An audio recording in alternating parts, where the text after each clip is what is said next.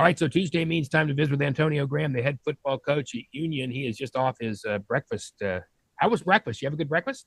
Yes, always, man. It's always good to have, families and community out at Silver Skillet and they get to ask questions and about the game plan and things like that. So it went well. Yes, sir.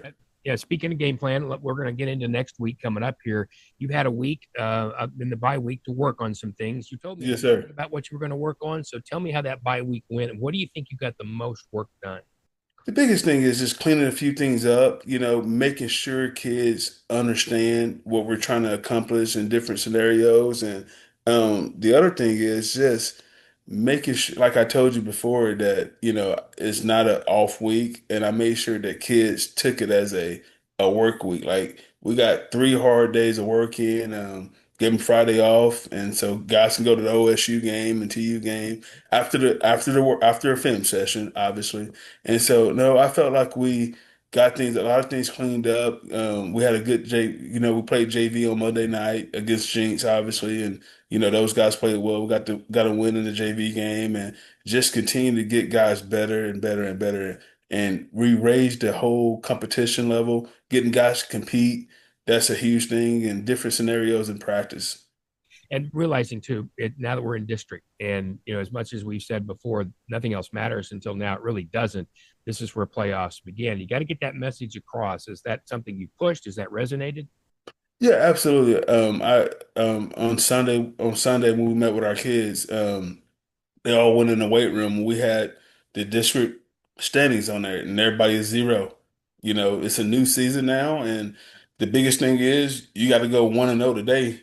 And that's each day. If you just keep going, pitting days back to back. So yes, they definitely know there's a new season right now, and you can't change what happened in the past. You gotta be where your feet at. And so just getting kids more locked in on what's our end game and our end goal, and that's to get to week 11 healthy and get into the playoffs, get in, get hot, and win the next one.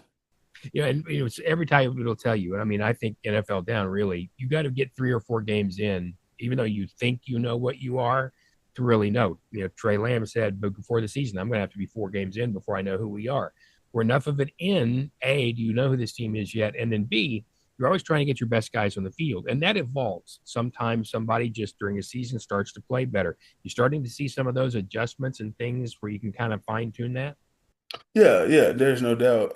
Just with, just talking about with our defensive backs or whatever, got a lot of guys who stepping up. They're starting to learn how to play and the experiment. That's the biggest thing is that out of the 22 kids that are playing on both sides of the ball, only 3 or 4 of them has game experience on varsity level, and just getting those guys used to making checks and knowing what they can do and know how they who can communicate, who not can communicate, things like that. And so, yes, we definitely know exactly what kind of team we are. I think the biggest thing for us, with us being new staff, just kind of figuring out, getting to know our kids better and what can they do in their strengths and weaknesses. And that's just all about the relationship you have with the kids. That's the first thing you got to have.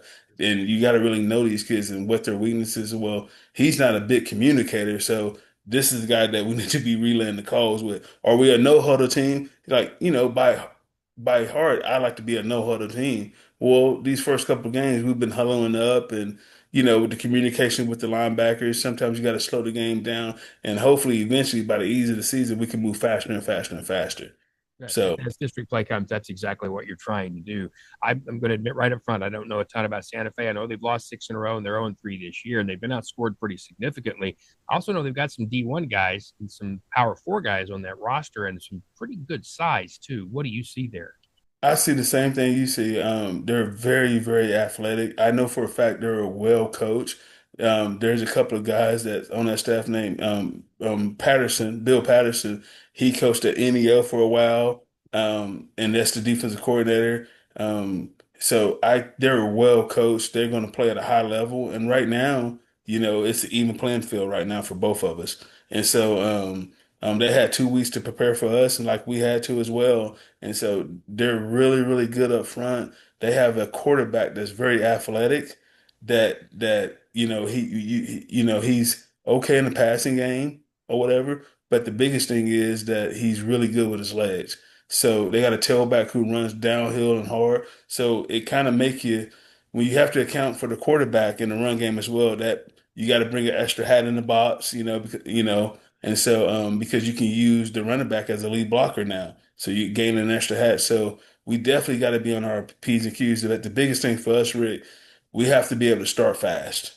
We can't wait till the second half to start fast and get going. We got to start fast from the jump. And that's one of the biggest things that I've been preaching over these last couple of weeks is us get started fast. And we've done a really good job of doing that. And that's one of the things I know at Jinx, that second half was really important, but you have had other opportunities to do that. Seen both quarterbacks play, and both of them have played a lot. And, there was a time when if you had two quarterbacks, you don't have one, as, that's what Madden used to say. I don't see that anymore. People are very effectively, Bixby's doing it for years, using two quarterbacks. Is that going to continue, or somebody in practice really stepped up? No, it's definitely going to somewhat continue a little bit. It's not my style of play, but like I said, we're doing a good job of using both of those guys to their strengths and weaknesses. Dylan, he does a really good job in the passing game as well. Skylar, he's able to escape using his legs, and he's that guy that you can use in the run game as the extra hat, but also he can also beat you over the top. And so, if we can continue to work that system, great. That's awesome, but ideal you kind of want one guy to be that leader and to lead that charge. But the biggest thing is we can just make whatever work. That's what we're gonna do. And so If you had your way, it's one thing to have a Tom Brady who's always thinking it through, and it's one thing to have a guy who's really athletic. mhm. Sometimes they're not the same guy. If you have a guy who's really good at one and really good at the other, which would you prefer? Would you want the guy who thinks? Would you want the guy who's kind of reacts athletically? I kind of want a little bit of both of them. The biggest thing I want is a guy that could command a huddle.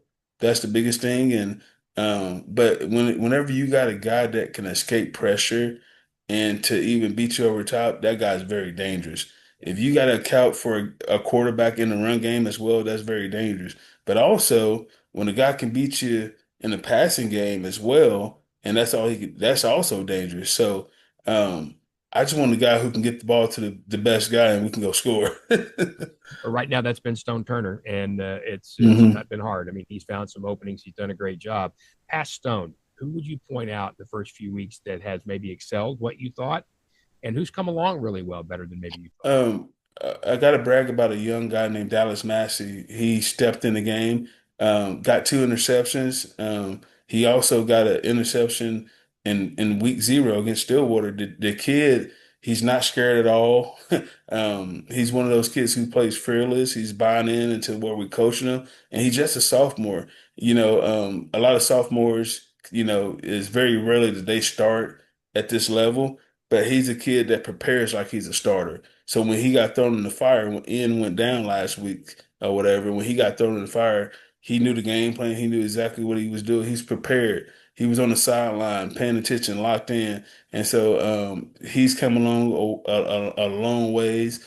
Our O line is getting better every week. We're starting to move the ball. We're starting to communicate and identify in fronts and things like that. And our running backs just continue to grow as well. And so I'm just looking forward to seeing a lot of people just continue to grow. And now, like I said, district play, get a chance to come home, be here. If you can get off 1-0 at home in district, it does help so much in just moving on down the road, doesn't it? There's no doubt. Anytime winning is always fits a lot of things. I think we all know that. But whenever you're 1-0 in district and going into the next week, that just gives your team more confidence and now they can start believing like, hey, what Coach Graham's been telling us does work. You know what I mean? And so right now, our kids are locked in. I think they're hungry. They're still, being coachable.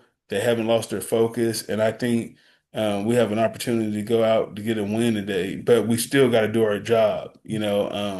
I tell these guys, when you watch film of teams, you got to realize they're going to give you a little bit more effort than they're showing on video because you're union, you wearing the logo, you're going to get everybody best shot.